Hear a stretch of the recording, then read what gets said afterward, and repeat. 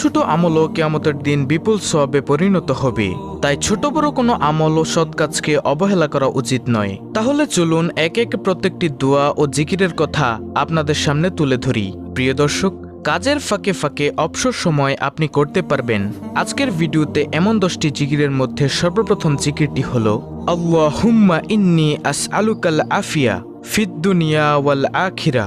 অর্থ হলো, হে আল্লাহ, তোমার কাছে আমি দুনিয়া ও আখিরাতের নিরাপত্তা ও সুস্থতা কামনা করছি। সুবহানাল্লাহ। প্রিয় দর্শক, দেখুন কত সুন্দর একটি জিকির।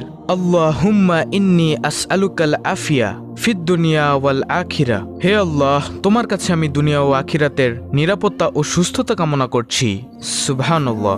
অর্থাৎ আপনি যদি খালেস অন্তরে শিরক মুক্ত থেকে, গুনাহ মুক্ত থেকে প্রতিনিয়ত এই জিকিরটি করেন, তাহলে আল্লাহ তাআলা আপনাকে দুনিয়া ও আখিরাতের নিরাপত্তা দান করবেন এবং আল্লাহ রাব্বুল আলামিন আপনাকে সুস্থতা দান করবেন।